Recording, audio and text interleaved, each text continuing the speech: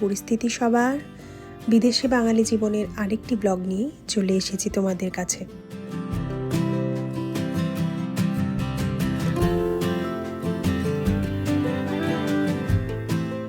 আজকের ব্লগটা আমি শুরু করলাম আমার এই বারান্দা দিয়েই। আমেরিকাতে সময়টা এখন সকাল 10:30। আজ পাখিদেরকে খাবার দিতে দেরি হয়েছে, তাই ওই যে ওখানে বসে রয়েছে। দিকে ঘাসগুলো একটু বড় হয়ে যাওয়াতেই চলছে মাঠ পরিষ্কারের কাজ। তোমরা তো জানোই সপ্তাহে অন্তত একবার এই কাজটা হয়। জানি না কেন আমার এইভাবে দাঁড়িয়ে এই ঘাস কাটা দেখতে বড় ভালো লাগে, তাই যখনই ওনারা আসে তখনই আমি এরকম বাইরে দাঁড়িয়ে দাঁড়িয়ে দেখি।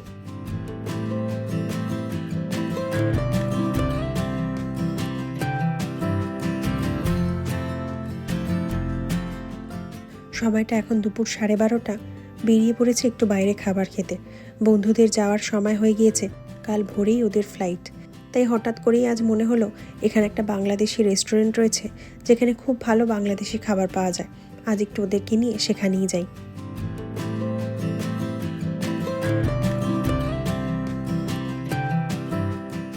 হঠাৎ করেই 2 দিন ধরে দাঁতে ব্যথা একটু ভুগছি, তাই মাঝে বেশ কিছুদিন ভিডিও আপলোড করতে পারিনি। আর এছাড়া আমি তো একটু বেশিই কথা বলি, তাই তার থেকে তোমাদেরকে আজ অন্তত ছুটকারা দিলাম। আজ একটু কম কথা বলবো।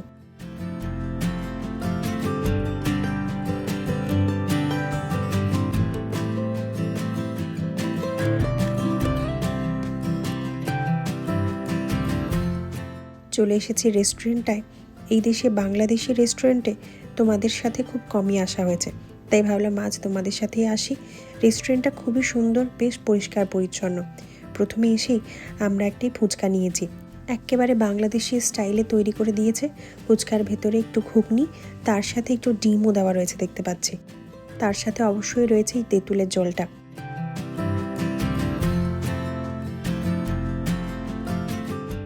তোমরা ভাবছো এই দাঁতে ব্যথা নেই মেয়েটা এত কিছু কী করে খাবে?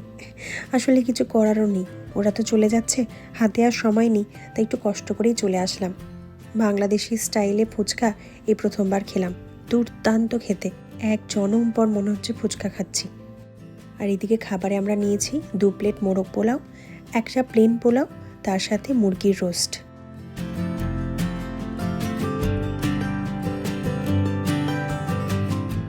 খাবার দাবার এক কথায় অসাধারণ, এত সুন্দর খাবার।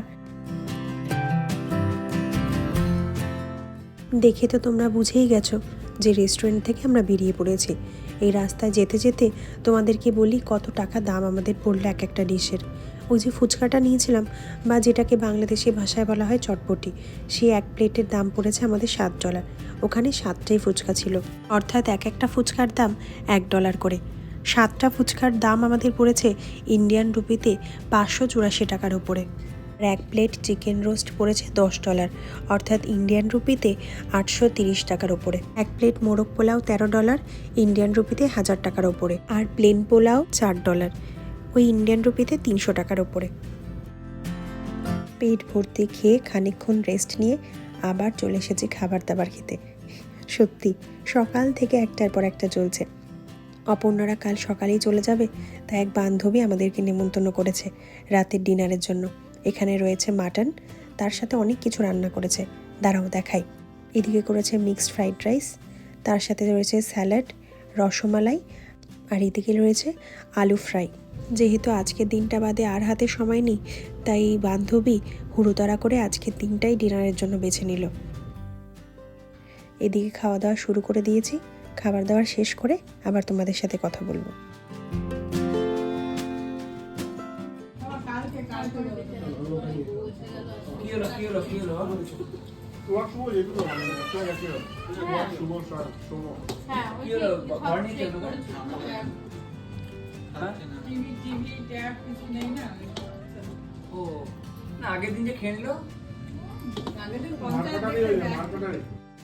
অসাধারণ সব রান্না, একের পর এক ভালো ভালো খাবার দাবার আজ সকাল থেকে চলছে।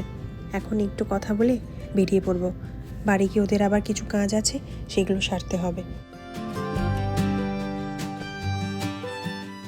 বাড়ি চলে এসেছি, রাত এখন প্রায় 11টা বাজে। এদিকে ব্যাগপত্র গোছানো হয়ে গেছে খানিকটা, আর খানিকটা গোছানো বাকি। তার মাঝে বসে আমরা একটু গল্প করে নিচ্ছি। কি জানি কবে আবার এই সুযোগটা আসবে, কবে আবার দেখা হবে। থাকি ঠিকই এক দেশের মধ্যে, তবে বহু দূরে। এখান থেকে ওদের বাড়ি যেতে ফ্লাইটেই আমাদের 5 ঘন্টা লেগে যাবে, অনেকটা দূর। হাসি খেলা ঘোরাঘুরি খাওয়া দাওয়া সব কিছু মিলিয়ে কটা দিন যে কিভাবে কেটে গেল নিজেরাও বুঝতে পারলাম না। অনেকবার বললাম থেকে যাওয়ার কটা দিন, তবে এই অফিসের চক্করে কোনো রকমভাবেই কোনো উপায় বের করা গেল না। এই বাটিটায় কী আছে বলো তো? ইলিশ মাছ। যে দোকানের ইলিশ মাছটা আমরা খাই খেতে এতটাই ভালো, তাই ওরা একটা ইলিশ মাছ নিয়ে এখান থেকে ভেজে একেবারে বক্স ভর্তি করে নিয়ে যাচ্ছে। বাড়ি গিয়ে একটু ঝোল ভাত, একটু ইলিশ পোলাও, বিভিন্ন রকম আইটেম রান্না করে খাবে।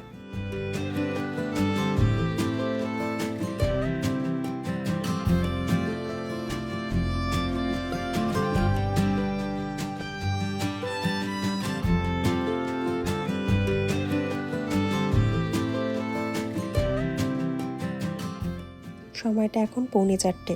আমরা রেডি হয়ে গিয়েছি, এখন আমরা যাচ্ছি ওদেরকে ড্রপ করতে এয়ারপোর্টে।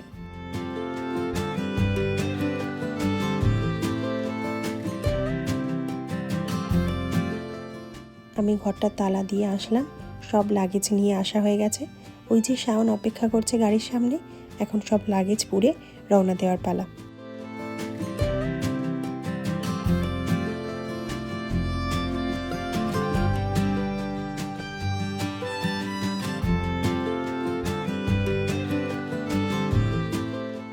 গোটা রাস্তা ফাঁকা, হাতে গুনে একটা দুটো গাড়ি দেখা যাচ্ছে।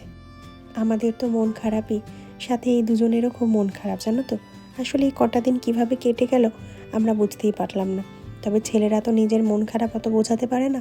আমার এই বান্ধবীটার মনটা খুবই খারাপ, বারবারই ওর দিকে তাকিয়ে আমার এত খারাপ লাগছে। এই চক্করে আমার মন খারাপটা ওর সামনে আর দেখাতেই পারছি না।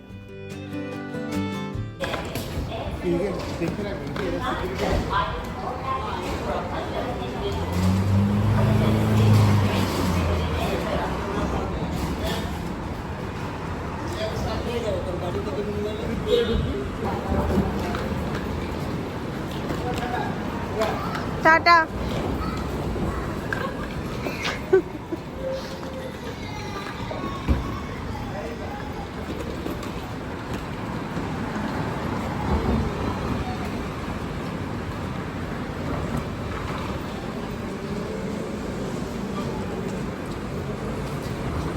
ওরা এয়ারপোর্টের ভেতরে ঢুকে গিয়েছে।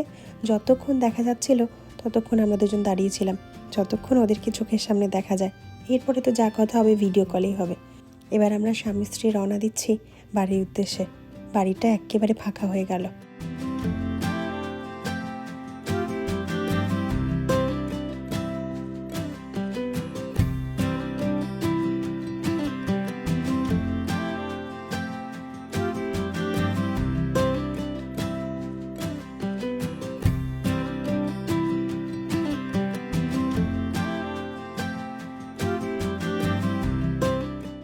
সূর্য ওঠার সময়টা চারিদিকটা কত সুন্দর লাগে না? চারিদিকটা অনেক বেশি সুন্দর লাগছে। বাড়ি গিয়ে খানিকক্ষণ একটু ঘুমিয়ে নেব। দেখাচ্ছে 1 ঘন্টা লাগবে, রাস্তা মোটামুটি ফাঁকাই রয়েছে। শাওনের তো আবার অফিসও আছে, তাই 1 ঘন্টা ও ঘুমিয়ে নেবে, আমিও ঘুমিয়ে নেব। কাল সারা রাত বারবার ঘুম ভেঙে যাচ্ছিল। এমনিও শুতে গিয়েছিলাম 1-2 ঘন্টা হাতে নিয়ে, তার মধ্যেই ঘুম ভেঙে যাচ্ছিল। এই ভেবে যে কখন উঠবো কখন যাব, সময় পার হয়ে যাচ্ছে কিনা। তাই 1 ঘন্টা ভালো করে ঘুমিয়ে নিতে হবে। ওদেরও বলেছি ফ্লাইটে উঠেই ঘুমিয়ে পড়বি, 5 ঘন্টা দারুণ একটা ঘুম হয়ে যাবে। আমরাও 1-2 ঘন্টা ঘুমিয়ে নেব, তাহলে শাওনও অফিস করতে পারবে, আমিও ঘরের কাজবাজ করব। তবে আজ জানি দুজনেরই কাজ করার একটু মনটা কমই থাকবে। এই বিদেশের মাটিতে বাড়িতে আত্মীয় স্বজন, তাও আবার বেশ কিছু দিনের জন্য। সেই আত্মীয় যদি চলে যায় তাহলে যে কী বাজে লাগে এইবার তা বুঝতে পারবো।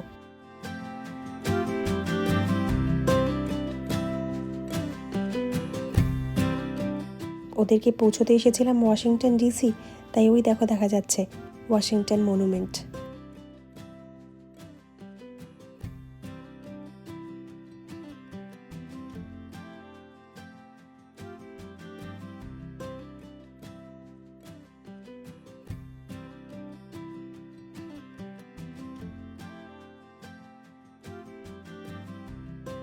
তোমাদের সাথে জীবনের আর একটা ইচ্ছে পূর্ণ হলো।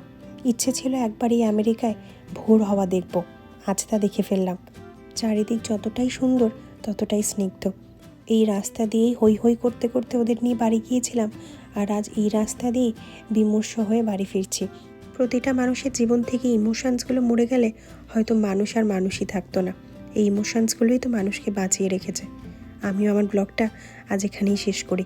আমার ব্লগ যদি তোমাদের ভালো লেগে থাকে তাহলে লাইক, শেয়ার এবং সাবস্ক্রাইব করো, এবং আমাকে যদি কিছু বলতে চাও অবশ্যই কমেন্ট করে জানিও। ধন্যবাদ।